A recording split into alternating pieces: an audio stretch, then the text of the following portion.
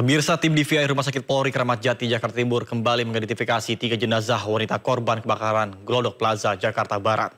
Proses penyerahan jenazah diiringi isak tangis keluarga.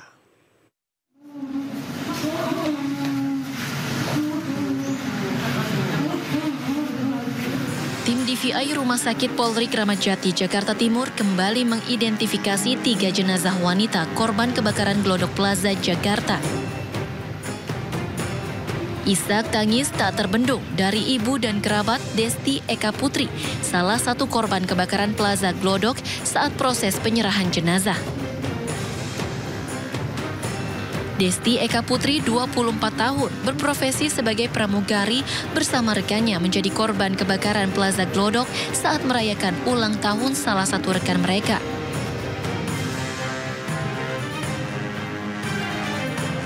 Setelah diserahkan, jenazah langsung dibawa ke TPU Sukamulya, Cikupa, Tangerang untuk dimakamkan. Ketiga jenazah teridentifikasi melalui DNA. Dari 14 kantong jenazah, kini sudah 6 jenazah yang berhasil teridentifikasi. Dari Jakarta, Rio Manik, iNews melaporkan. Pemakaman salah satu korban kebakaran Glodok Plaza di Kabupaten Bekasi diwarnai isak tangis keluarga. Sebelumnya Rumah Sakit Polri berhasil mengidentifikasi 6 jenazah korban, di mana salah satunya adalah Ade Aryati, warga Cibitung.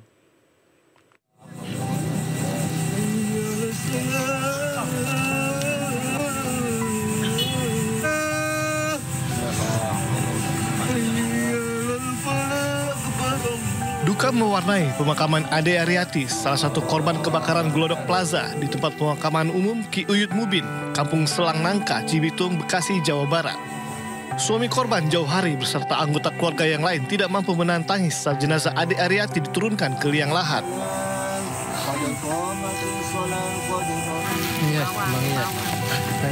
Menurut Jauhari, istrinya bekerja sebagai kasir di lantai 9 dan saat kebakaran terjadi, korban yang memiliki riwayat sakit sesak napas diduga pingsan karena terjebak kepulan asap pekat kebakaran. Ade Aryati meninggalkan satu anak laki-laki yang baru berumur 5 tahun. Dari kesaksian teman istri yang berada di lokasi dan alhamdulillah dia selamat gitu kan. Dia cerita bahwasanya awal kejadian itu istri itu melihat duluan ada terjadi kebakaran. Posisi dia di lantai 9, terus dia ngabarin ke lantai 8 pakai telepon via outlet gitu, nyuruh yang di lantai 8 turun gitu. Ya mungkin istri berusaha untuk turun dan dia juga kebetulan ada riwayat sesak ya mungkin di saat dia mau turun mungkin dia udah terjebak sih gitu. Sebelumnya Rumah Sakit Polri Kramat Jati, Jakarta Timur kembali mengidentifikasi 3 jenazah korban kebakaran Glodok Plaza, Jakarta Barat. Pihak RS Polri mengatakan 3 jenazah teridentifikasi merupakan wanita atas nama Desti Eka Putri, 24 tahun, Karen Salom Jeremia, 21 tahun, dan Ade Aryati, 30 tahun. Dengan teridentifikasinya 3 jenazah, RS Polri telah mengidentifikasi 6 jenazah korban kebakaran. Tim gabungan telah berhasil kembali mengidentifikasi 3 orang korban, sehingga sampai hari ini total telah ada 6 korban yang telah berhasil diidentifikasi. Diucapkan terima kasih kepada seluruh pihak yang telah membantu, termasuk pihak dari keluarga yang telah memberikan data-data antemortem yang sangat dibutuhkan dalam proses identifikasi. Saat ini RS Polri masih mengidentifikasi kantung jenazah yang tersisa di ruang instalasi forensik. Pihak RS Polri diketahui menerima 14 kantong jenazah dari peristiwa kebakaran Glodok Plaza. Dari Jakarta dan Bekasi, Jawa Barat, Tim Liputan iNews melaporkan. Informasi lainnya pemirsa, pemerintah mengeluarkan aturan baru terkait dengan penjualan gas melon atau LPG 3 kg, di mana penjualan hanya boleh dipasarkan oleh pangkalan yang memiliki nomor induk berusaha atau NIB.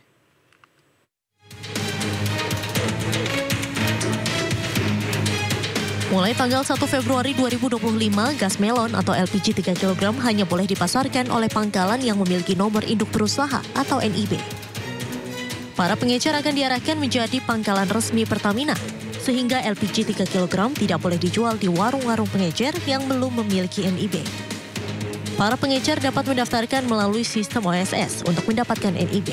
Pendaftaran yang dilakukan secara online ini diharapkan dapat selesai dalam waktu 1 bulan. Wakil Menteri ESDM Yulio Tanjung berharap kebijakan ini dapat memperpendek mata rantai penyaluran LPG 3 kg, sehingga risiko oversupply dan penyalahgunaan gas melon bisa dihindari. Jadi yang pengecer itu ya justru kita jadikan pangkalan, itu ada formal untuk mereka mendaftarkan nomor induk perusahaan terlebih dulu. Jadi ini kan seluruh Indonesia kan bisa, ini pendaftaran secara online. Ini juga seharusnya tidak ada kendala. Tapi itu beneran berlaku per 1 Februari? Per 1 Februari. Peralihan dari pengecer ke... Ya, karena itu kan ada jeda waktu kita berikan untuk 1 bulan. Berarti pengecer bisa daftar jadi pangkalan atau agen? Pangkalan, jadi pangkalan. Kebijakan ini berlaku per tanggal 1 Februari 2025. Sebagai gantinya, para pengecer harus beralih menjadi pangkalan untuk tetap bisa mendapatkan stok gas subsidi tersebut. Dari Jakarta, tim liputan iNews melaporkan.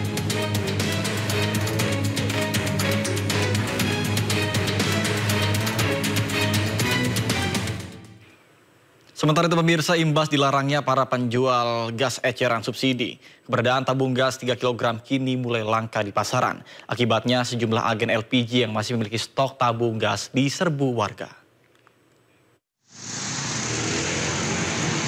Sementara itu pemirsa, dampak dari peraturan tersebut sejumlah agen tabung gas diserbu warga. Seperti yang terjadi di sebuah agen gas LPG di Jalan Tanah Sarial, Tambora, Jakarta Barat.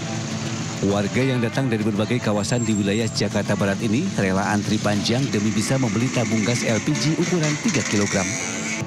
Kondisi ini terjadi menyusul mulai langkanya keberadaan tabung gas LPG di pasaran.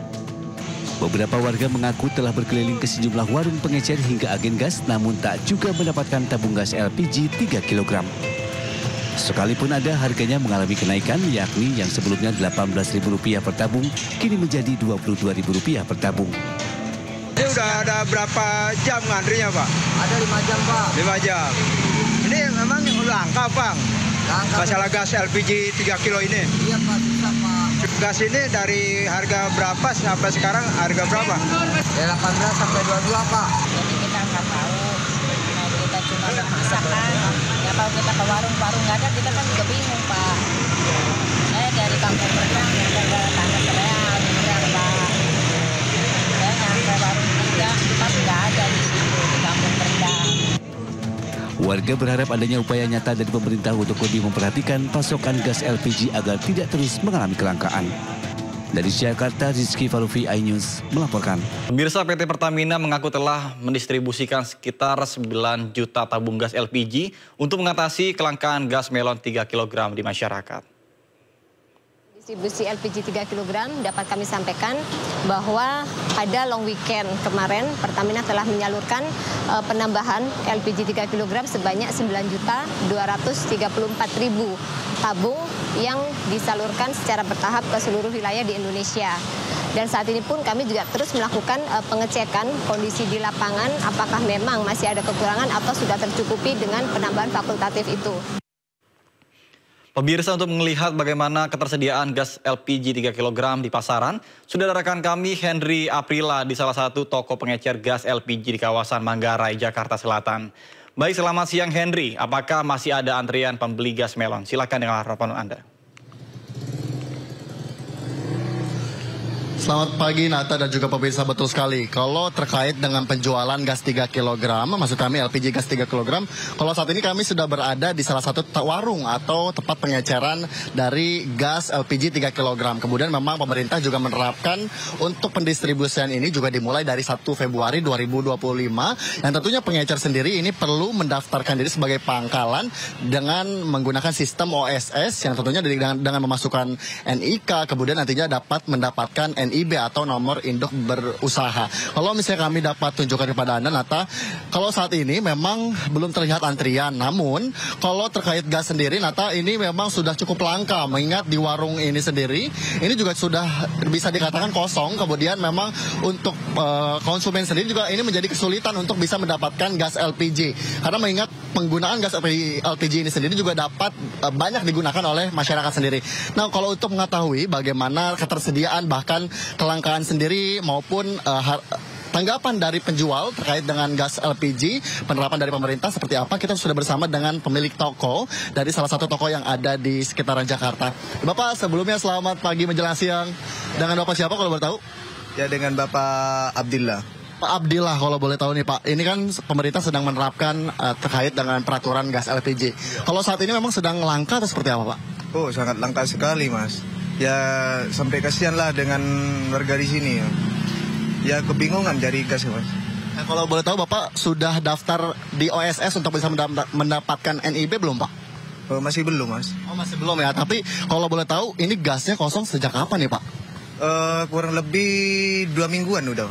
2 mingguan ya. Ini kalau tahu penyebabnya apa sih Pak kalau boleh tahu? Penyebab langkanya Pak. Penyebab langka gasnya gara-gara kosong, gara-gara memang pendistribusiannya memang susah atau seperti apa? Ya kurang tahu Mas kalau langkah-langkahnya itu. Belum tahu ya Pak? Iya. Jadi tapi kalau dari konsumen sendiri ada keluhan nggak sih Pak terkait dengan peraturan ini jadi susah belinya atau seperti apa? Oh, banyak yang mengeluh Mas. Iya, banyak mengeluh. Ya kasihan dengan itu, yang dagang-dagangan itu, gorengan itu banyak mengeluh. Susah mau cari di mana itu, dengan itu. Iya. Harapannya gimana sih Pak sebagai penjual? Ya ingin semula lagi kayak yang kemarin-kemarinnya itu kembali normal. Ya, baik Pak, sebelumnya terima kasih dan selamat melanjutkan aktivitas kembali dan salam sehat. Nah, ternyata Nata, kalau tadi sedikit perbincangan kami dengan salah satu penjual, memang selain hanya langka, kemudian juga penjualannya juga semakin susah, kemudian juga ini harapannya juga cukup banyak, mengingat memang penjualan gas LPG ini juga tentunya nantinya para pengecer sendiri ini perlu mendaftarkan diri untuk bisa menjadi pangkalan atau pendistribusian resmi yang tentunya juga melalui sistem OSS yang sudah diresmikan oleh Kementerian Dalam Negeri. Kami akan terus pantau Nata bagaimana terkait update dari gas LPG ini sendiri. Nata. Baik, terima kasih Henry Aprila melaporkan langsung dari kawasan Manggarai, Jakarta Selatan. Selamat bertugas kembali dan salam sehat Henry. Pemirsa, seorang warga negara Ukraina diduga diculik dan diperas oleh geng warga negara Rusia di Badung, Bali. Namun terduga pelaku belakangan dibebaskan polisi karena berhasil membuktikan dirinya tidak sedang berada di Bali saat kejadian.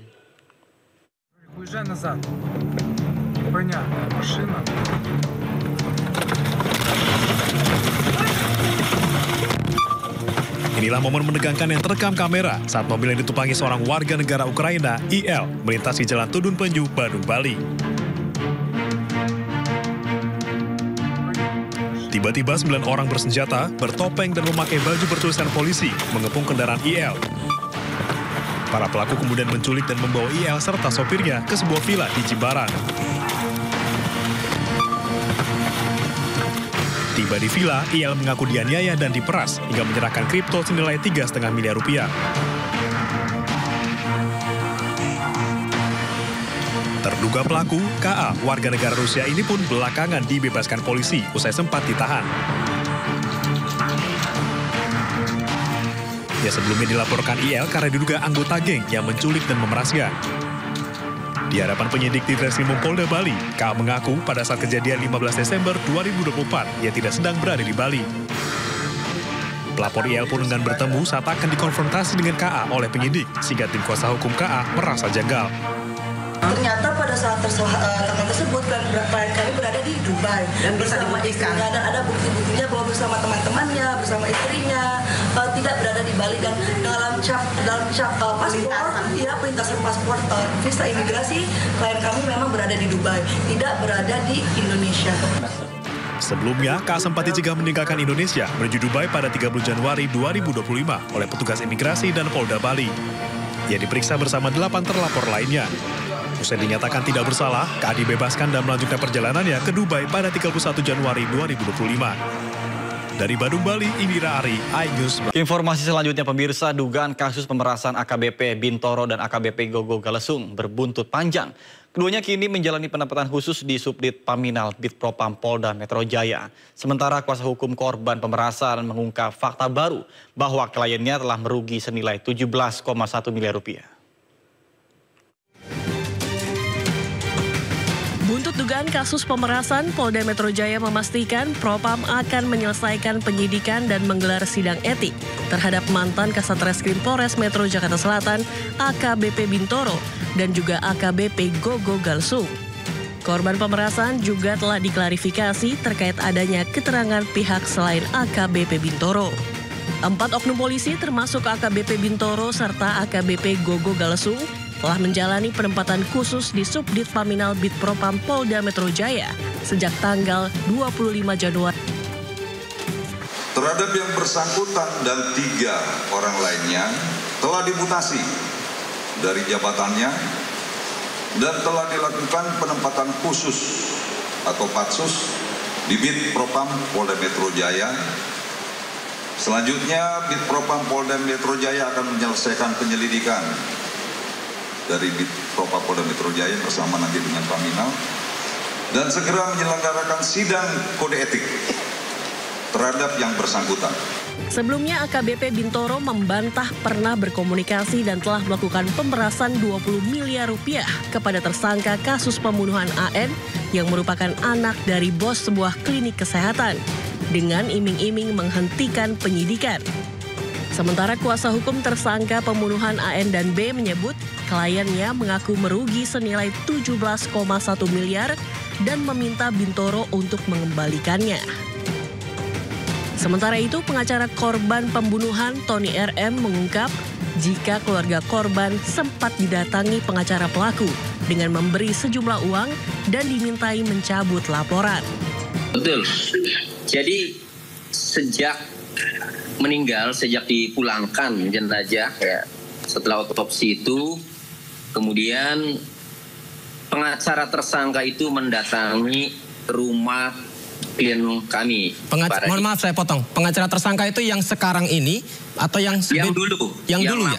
Evelyn berarti ya? Evelyn dan rekan-rekan ya. Oke, silakan lanjut Pak. Mendatangi rumah klien kami di Angke, Tambora. Nah, sampai di sana ia memberikan uang ya, katanya untuk tahlil, untuk biaya tahlil. Jadi kalau di Muslim kan meninggal itu ada tahlilan ya. Memberikan uang untuk tahlil, nah kemudian untuk takziah ya, dan untuk kebutuhan selama tahlil 7 hari. Nah, kemudian setelah itu datang lagi menyampaikan maksud dan tujuannya itu ternyata ujung-ujungnya itu agar mencabut laporan, agar damai. Ya. Nah, karena klien kami ini sudah terlanjur ya menerima uang pemberian ya, uang duka, uang santunan tadi sebesar 20 juta ya untuk biaya tahlil. Waktu saya tanya kenapa diterima, iya Pak kami butuh karena memang nggak ada lagi kan. Oke, karena sudah pernah menerima ya, ketika ditawarkan seperti itu mau damai ini bingung ya. Kalau tidak mau apakah nanti uangnya minta lagi kan gitu. Harus dikembalikan ya. Iya, terus ya akhirnya terus interaksi, terus diminta untuk berdamai. Akhirnya menghubungi saya, ketemulah dengan saya. Nah, jadi setelah saya pelajari ternyata Pak Radiman ini kebingungan karena sudah dikasih uang, sudah terlanjur menerima uang itu. Dugaan kasus pemerasan ini pun menyita perhatian banyak pihak.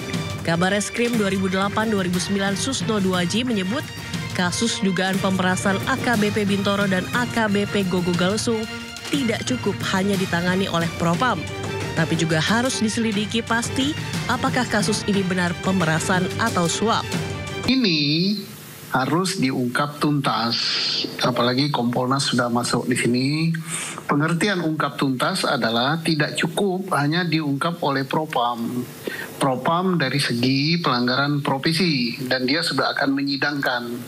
Nah, ancaman hukumannya yang terberat adalah sekarang ditempatkan di dalam tempat khusus, setelah disidang nanti bisa diberhentikan, diusulkan untuk diberhentikan dengan tidak hormat gitu.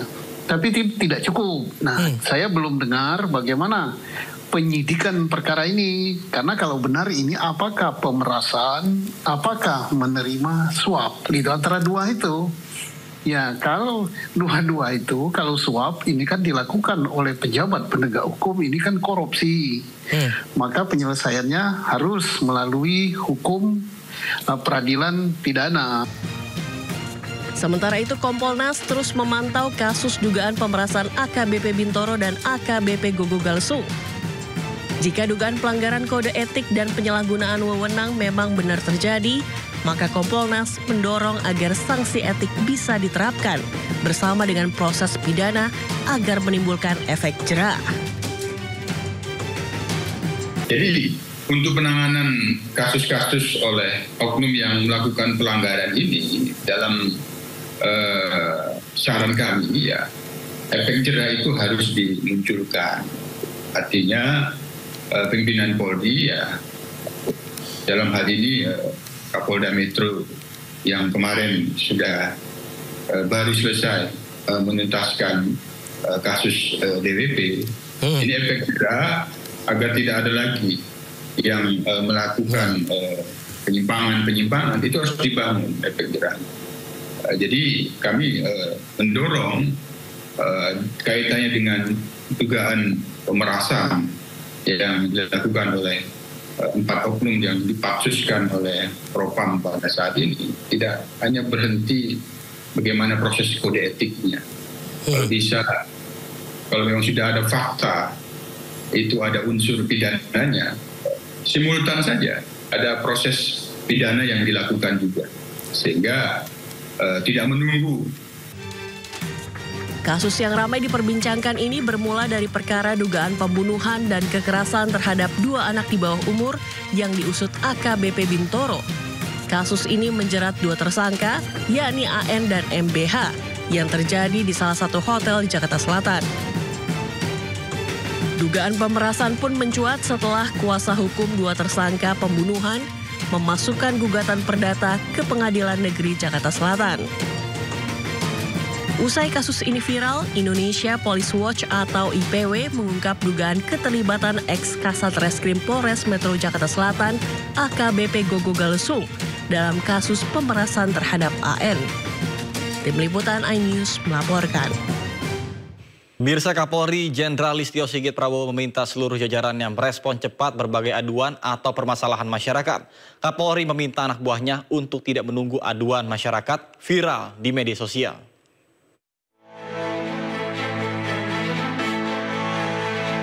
Kapolri Jenderal Listio Sigit Prabowo meminta jajarannya untuk membuat akun khusus untuk menerima aduan masyarakat.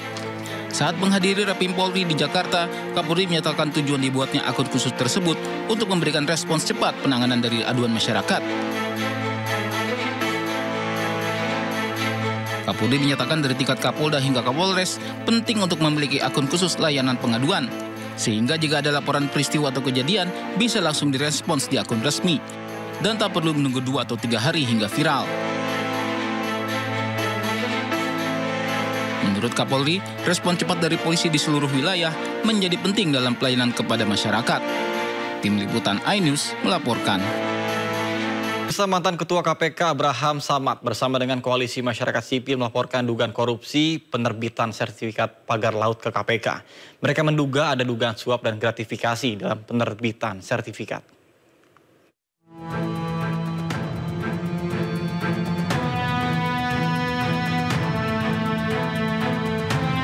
Koalisi Masyarakat Sipil melaporkan dugaan korupsi penerbitan sertifikat pagar laut di Tangerang, Banten ke Komisi Pemberantasan Korupsi. Beberapa tokoh dalam koalisi ini diantaranya mantan Ketua KPK Abraham Samad, aktivis sekaligus mantan Sekretaris BUMN Said Didu, Ketua PBHI Julius Ibrani, dan sejumlah aktivis lainnya. Mereka menduga ada suap menyuap dan gratifikasi dalam penerbitan sertifikat hak guna bangunan maupun hak milik pagar laut. Adapun pihak-pihak yang menjadi terlapor mulai dari pemilik Agung Sedayu Group Sugianto Kusuma alias Aguan hingga Presiden ke-7 Republik Indonesia Joko Widodo. Kita membawa laporannya juga yang sudah dibuat oleh teman-teman koalisi, yaitu dugaan korupsi ya yang terjadi di proyeknya ya, saya katakan di proyek strategis nasional PIK 2. Jadi kita ingin KPK lebih konsentrasi ya, menelisik, melakukan investigasi terhadap proyek strategis nasional. Karena kita melihat di dalamnya bahwa kuat dugaan telah terjadi tindak pidana korupsi di dalam penetapannya sebagai proyek strategis nasional. Karena KPK punya kewenangan untuk melakukan pemeriksaan terhadap penyelenggara negara, baik yang ada di tingkat daerah maupun yang ada di tingkat pusat. Pimpinan KPK kemudian menerima audiensi Koalisi Masyarakat Sipil sebagai bentuk pelibatan publik dalam upaya pemberantasan korupsi. Sebelumnya, Koordinator Masyarakat Anti Korupsi juga telah melaporkan dugaan korupsi sertifikat pagar laut ke KPK dan melaporkan 2 nama menteri Kamis pekan lalu. Dari Jakarta, Tim Liputan iNews melaporkan. Sementara itu, polisi mulai menyelidiki kasus pembangunan pagar laut ilegal di pesisir Tangerang, Banten. Bareskrim Polri menyiapkan jeratan pasal untuk terduga pelaku pemalsuan sertifikat hak guna bangunan.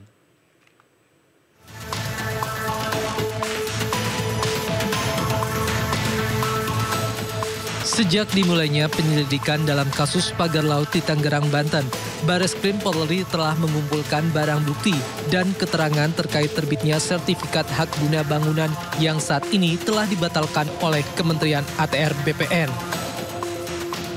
Ditemui di Mabes Polri pada Jumat sore, Dirtipidum Bareskrim Polri Brigjen Pol Juhandani Raharjo Puro mengatakan pihaknya telah menyiapkan beberapa pasal dalam kasus ini, yaitu pasal pemalsuan surat, keterangan palsu, penyalahgunaan wewenang, dan tindak pidana pencucian uang.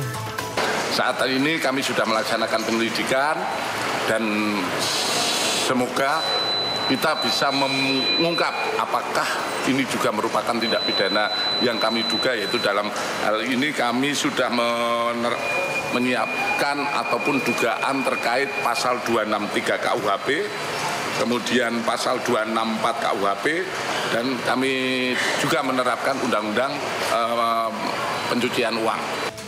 Selain itu, pihaknya juga telah berkoordinasi dengan Kementerian Kelautan dan Perikanan, Kementerian ATR BPN, dan Kejaksaan RI dalam proses penyelidikan kasus pagar laut sepanjang 30,16 km di kawasan Paku Haji, Tangerang, Banten.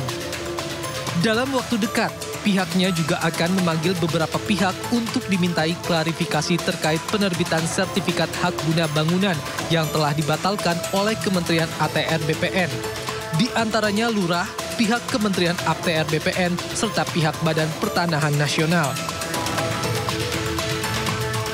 Dari Jakarta, Rizky Falupi, iNews melaporkan. Menteri Agraria dan Tata Ruang sekaligus Kepala Badan Pertanahan Nasional, Nusron Wahid menyerahkan pengusutan unsur pidana yang diduga dilakukan ke anak buahnya ke aparat penegak hukum. Ada bidang tanahnya.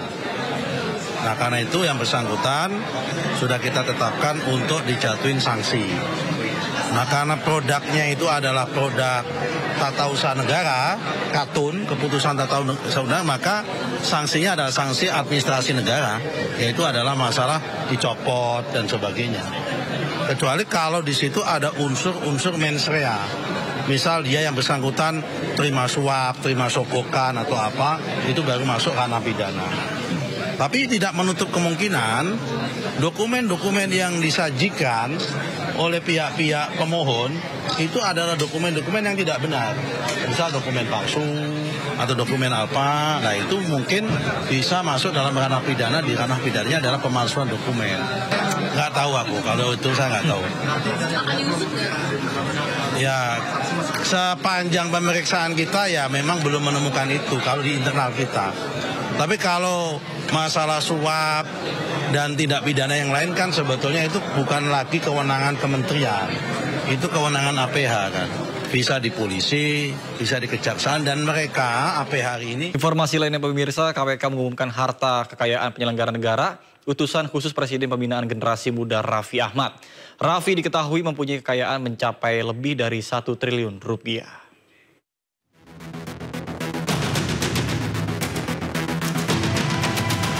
Komisi Pemberantasan Korupsi KPK mengumumkan laporan hasil kekayaan penyelenggara negara LHKPN Raffi Ahmad yang saat ini menjabat sebagai utusan khusus Presiden bidang pembinaan generasi muda dan pekerja seni.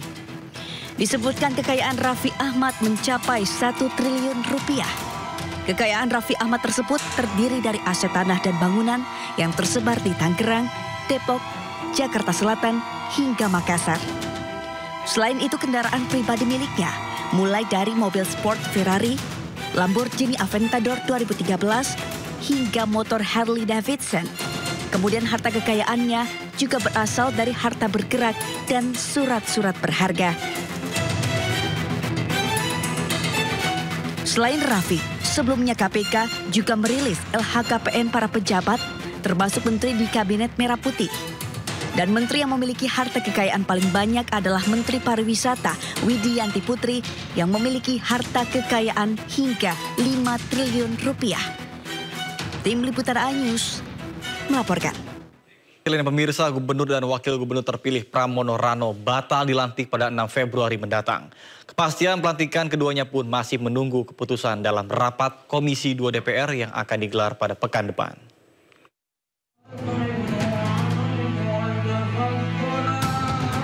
Pelantikan gubernur dan wakil gubernur yang awalnya dijadwalkan pada 6 Februari 2025 diundur. Kepastian tanggal baru masih menunggu keputusan dalam rapat Komisi 2 DPR yang akan digelar minggu depan. Penundaan ini terjadi setelah adanya putusan dismisal dipercepat oleh Mahkamah Konstitusi. Dengan keputusan tersebut, pelantikan Gubernur Jakarta akan diselaraskan dengan pelantikan kepala daerah lainnya, yang prosesnya juga ditentukan melalui putusan sela atau dismisal MK.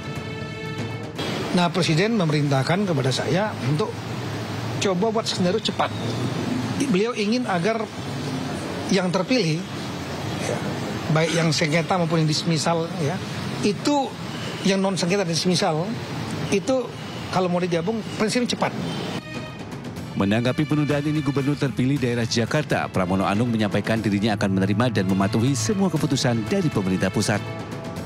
Pemimpin daerah itu harus samina wa ta'na kepada pemimpin pusat.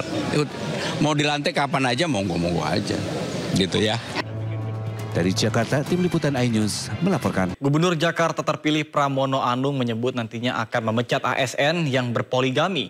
Pramono menegaskan dirinya adalah penganut monogami atau beristri cukup satu.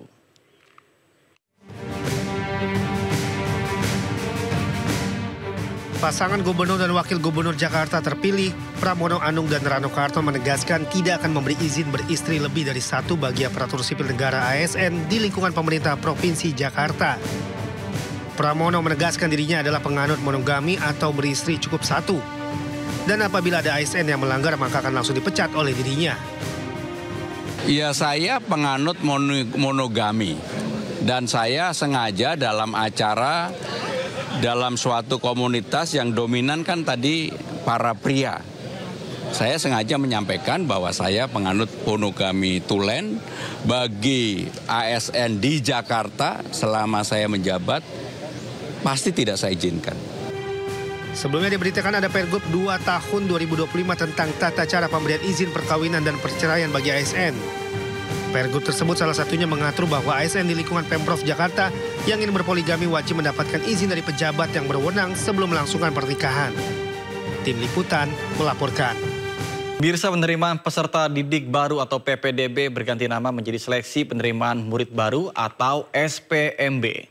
SPMB menyediakan 4 jalur penerimaan, salah satunya jalur domisili yang mengganti sistem zonasi.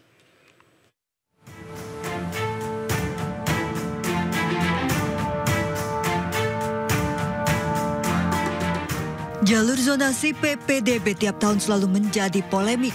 Banyak korban akibat sistem zonasi yang dinilai tidak adil, berujung ricuh hingga nekatnya orang tua murid mengukur jarak rumah ke sekolah yang dituju. Kemendikdasmen pun mengganti nama sistem zonasi menjadi jalur domisili, sementara PPDB berganti menjadi seleksi penerimaan murid baru SPMB melalui 4 jalur. Jalur domisili berbasis jarak tempat tinggal murid ke sekolah. Jalur prestasi berkaitan dengan akademik dan non-akademik, di mana prestasi non-akademik dengan kriteria seni, olahraga, dan jalur kepemimpinan termasuk pengurus OSIS dan pramuka. Jalur afirmasi untuk penyandang disabilitas dan keluarga tidak mampu, serta jalur mutasi, perpindahan orang tua dan kuota guru. Dari sekolah negeri A misalnya itu bisa menerima berapa murid, daya tampungnya berapa. Dengan cara seperti itu, maka masyarakat akan bisa menilai kira-kira dia punya kans berapa persen untuk bisa diterima di sekolah itu, dan dia bisa kemudian ke sekolah yang lain, termasuk ke sekolah-sekolah swasta. Sementara para orang tua masih mempertanyakan beda sistem pada tahun ini dengan sebelumnya atau hanya berganti nama saja. Kalau kita melihat sekarang dalam radius provinsi, kita harus lihat juga apakah ini benar-benar efektif dan efisien. Karena bisa jadi satu sekolah itu banyak sekali peminatnya, sedangkan mungkin yang harusnya berada pada sekolah tersebut yang jaraknya lebih dekat tidak bisa mendapatkan tempat tersebut. Jadi mungkin harus perlu ada kajian ulang lagi.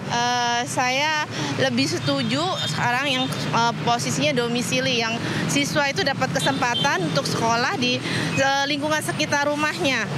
Jadinya untuk orang tua ya memudahkan memantau anak-anaknya. Kemendikdasmen mengaku pergantian PPDB menjadi SPMB sudah atas persetujuan Presiden Prabowo. Tim Liputan iNews melaporkan.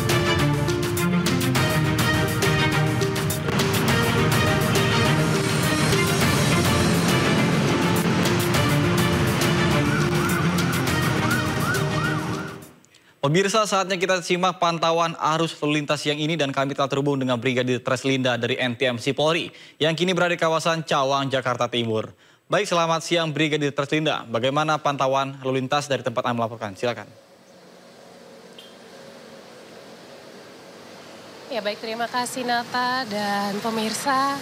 Arus lalu lintas di kawasan ini terlihat ramai lancar, namun peningkatan volume kendaraan ini terjadi ke arah Bekasi dan juga Karawang, mengingat kawasan ini merupakan kawasan jalur arteri yang dilintasi kendaraan yang akan menuju ke arah Karawang dan juga Bekasi via jalur arteri.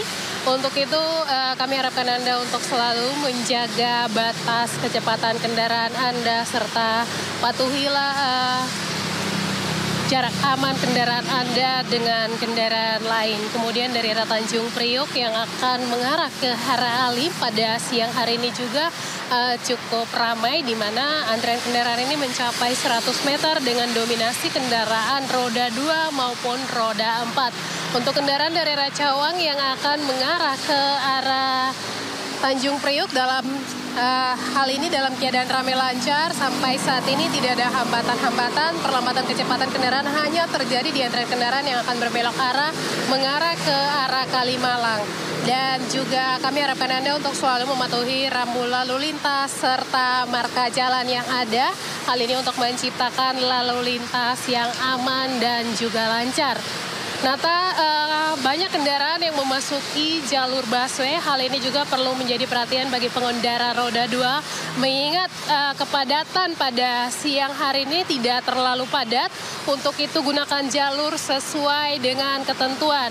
Dan perlu kami tekankan, beberapa saat lalu sempat viral di media sosial di mana pengendara roda 2 yang menggunakan jalur busway sempat terjebak di jalur busway dan merusak fasilitas umum. Untuk itu kami harapkan Anda untuk tertib, di mana kami informasikan bagi perusakan fasilitas umum diatur dalam pasal 170 KUHP yang mana ancaman pidananya paling lama 5 tahun sampai 5 tahun 6 bulan di penjara, atau sesuai dengan amanat Undang-Undang Nomor 22 Tahun 2009 tentang lalu lintas dan angkutan jalan, di mana pemasangan prasarana jalan seperti rambu lalu lintas serta marka jalan, alat pemberi syarat lalu lintas, dan fasilitas pejalan kaki bertujuan untuk memberi keamanan bagi pengguna jalan dengan dapat didenda dengan ancaman pidana penjara paling lama 2 tahun dan denda paling banyak 50 juta. Untuk itu kami harapkan Anda dapat menggunakan jalur sesuai dengan ketentuan sehingga terciptanya keamanan, keselamatan, juga ketertiban dalam berlalu lintas. Tentunya ikutilah arahan dan petunjuk petugas kami yang berada di jalan. Anda tertib di jalan, selamat sampai tujuan. Demikian Brigadir Traslinda melaporkan langsung dari kawasan Kalimalang. Nata, kembali ke Anda. Baik, terima kasih Brigadir Traslinda atas laporan dari kawasan Cawang, Jakarta Timur. Selamat bertugas kembali dan salam presisi.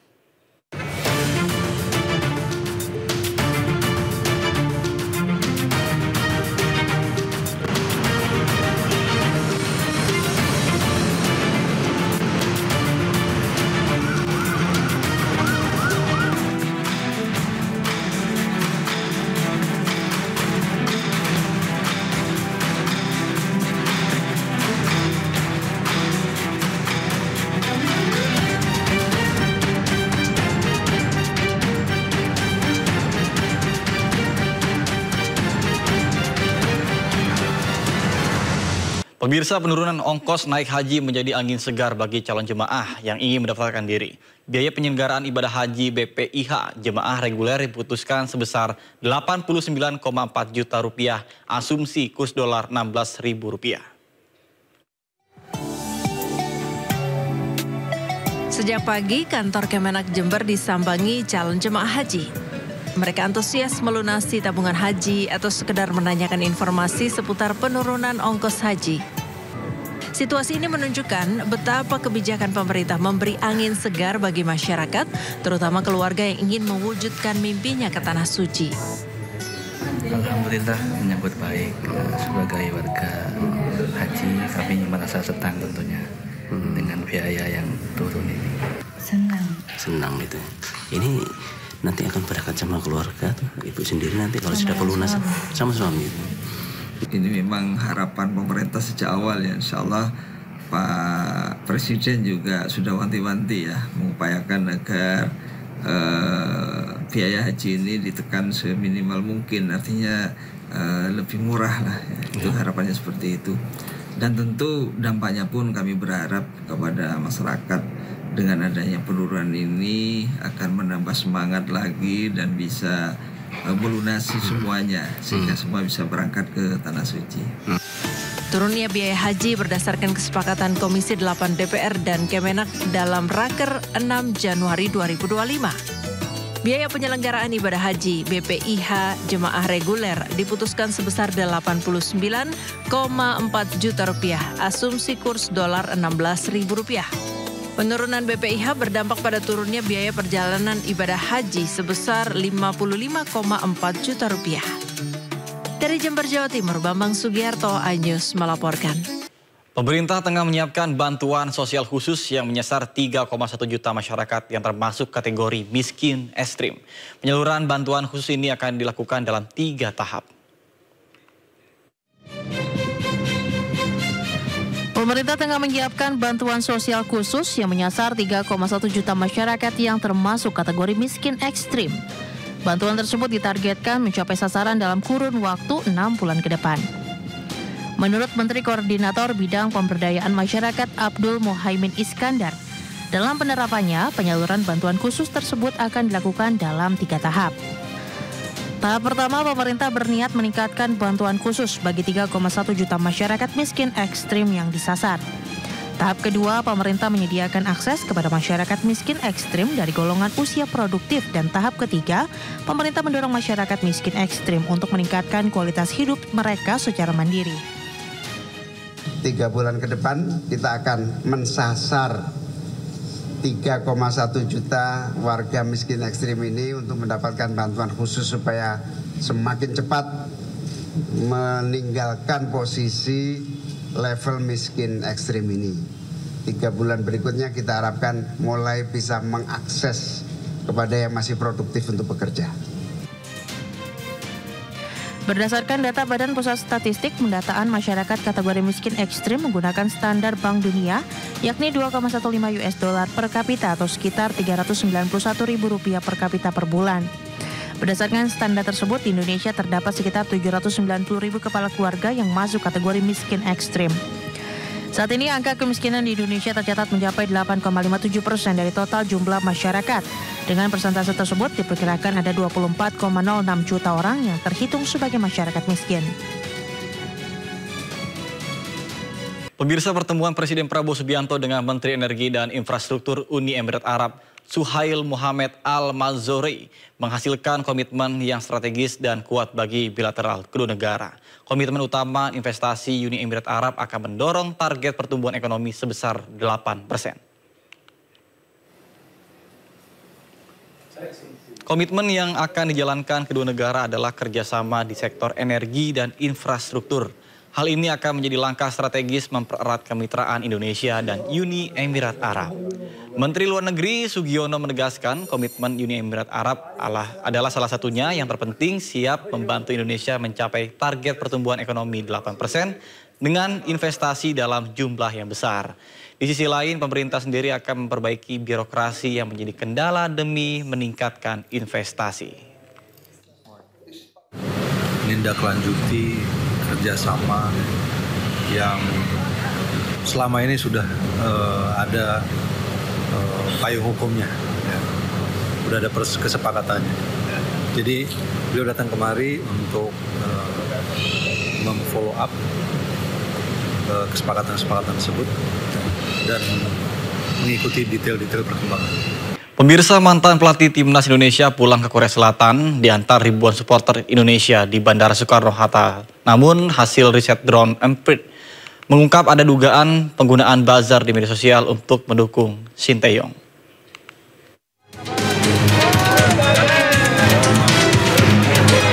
Setelah pulang ke Korea Selatan, pro dan kontra diberhentikannya Shin Tae-yong dari posisi pelatih kepala tim nasional senior Indonesia masih terus berkembang. Menariknya, analisa drone Emprit mengungkapkan temuan Shin Tae-yong didukung buzzer di media sosial. Hal itu ditandai dengan munculnya tagar #STYStay. Riset drone Emprit menunjukkan 1 bulan terakhir ada 6.090 artikel tentang STY dan 18.156 yang menanggapi pemberitaan tersebut. Lalu ada 14.478 yang membicarakan STY di media sosial. Usai ramainya pemberitaan pemberhentian STY, #STYStay dan #STYOut muncul masif di media sosial. Meskipun memang ada beberapa akun organiknya, namun #STYStay dicurigai juga banyak akun bot yang sudah diprogram. Akun bot dicurigai digerakkan dengan narasi yang sama dan ditemukan buzzer-buzzer negara asing mendukung STY. Analis media sosial drone Emprit Slovenia Istiani menyatakan, ada akun dengan pola sama di Twitter dan Instagram yang tidak bicara konteks, tapi meneruskan postingan retweet atau komen untuk menaikkan engagement. Hal senada disampaikan founder Football Institute Budi Setiawan, yang menyampaikan dari riset membuktikan bahwa dugaan tagar STYStay menggunakan buzzer dan digunakan untuk kepentingan di luar sepak bola. Jika melihat dari media sosial, memang terlihat ada sejumlah pengguna media sosial yang menggunakan hashtag ini, yakni STYStay. Tapi meski begitu, saat Shin Tae-yong pulang ke Korea Selatan pada 26 Januari 2025 lalu, ribuan supporter mengantarnya di Bandara Internasional Soekarno-Hatta, Tangerang, Banten. Lantas, benarkah dugaan Shin Tae-yong menggunakan buzzer? Tim Liputan iNews melaporkan. Pemirsa, Fredrik Leonardo, atlet panjat tebing Indonesia resmi terpilih sebagai Athlete of the Year dalam anugerah The World Games Award 2024. Penghargaan ini dinilai sebagai pengakuan global atas prestasi Fredrik yang menorehkan sejarah dengan meraih medali emas di Olimpiade Paris 2024.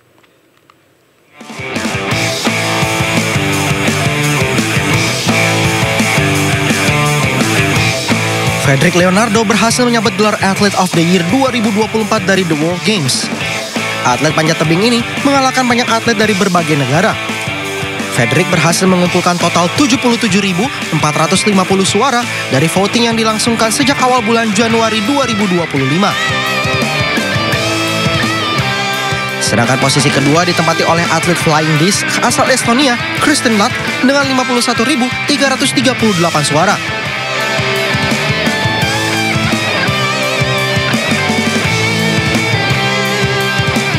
Sedangkan tempat ketiga diraih oleh atlet wushu asal Cina Shintong dengan 26.181 suara.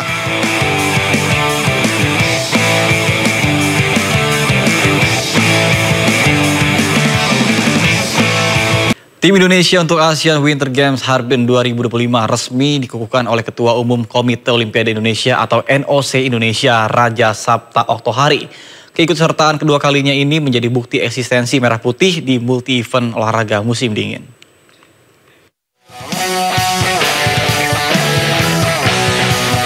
Tim Indonesia untuk Asian Winter Games Harbin 2025 resmi dikukuhkan oleh Ketua Umum Komite Olimpiade Indonesia atau NOC Indonesia, Raja Sapta Oktohari.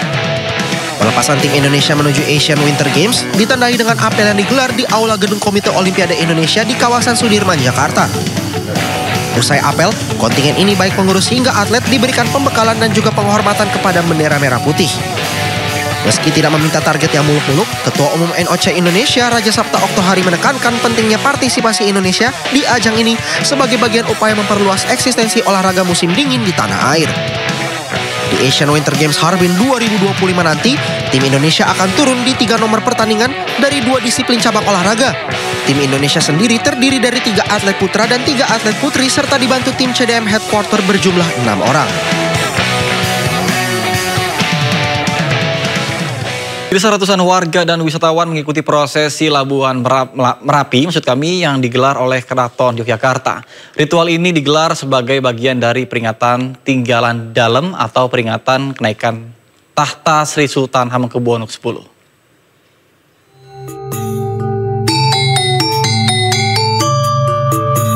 Prosesi Labuhan Gunung Merapi dimulai dari bekas runtuhan rumah Mbah Marijan di Dusun Kinarejo. Rombongan abdi dalem, warga, dan wisatawan berjalan beriringan membawa ubor rampe seperti nyamping cangkring, semeken Gadung Melati, dan Paningset Udorogo yang telah didoakan terlebih dahulu. Medan terjal dan menanjak tidak menyurutkan semangat mereka mengikuti ritual sakral ini. Ritual Labuhan Merapi digelar sebagai bagian dari peringatan Tinggalan Dalem atau peringatan kenaikan tahta Sri Sultan Hamengkubuwono X. Dipimpin putra almarhum Mbah Marijan, Mas Wedana Surak Suhargo, prosesi berlanjut menuju Alas Pedengan yang jadi lokasi utama pelaksanaan. Lokasi ini berjarak 3 km dari puncak Merapi di bawah pos 2 atau pintu gerbang Simanganti. Tugas dari Keraton Yogyakarta yang mempunyai hajat dalam itu adalah keraton. Jadi bukan saya pribadi tapi keraton. Ya itu apa tujuannya untuk kita tujuan memohon kepada Tuhan Yang Maha Esa supaya mendapatkan keselamatan. Labuhan Merapi tidak hanya menjadi momen sakral, tetapi juga daya tarik wisata yang memperkenalkan kekayaan tradisi Keraton Yogyakarta. Dari Sleman, Yogyakarta, Heru Tejoko, iNews melaporkan. Pemirsa, informasi tadi sekaligus mengakhiri Sindo siang hari ini dan Anda bisa mendapatkan informasi terkini dan terbaru melalui portal menghadirkan berita daerah, nasional dan internasional lengkap di sindonews.com. Mewakili kerabat kerja bertugas, saya Nata Arman, pamit undur diri. Terima kasih dan sampai jumpa.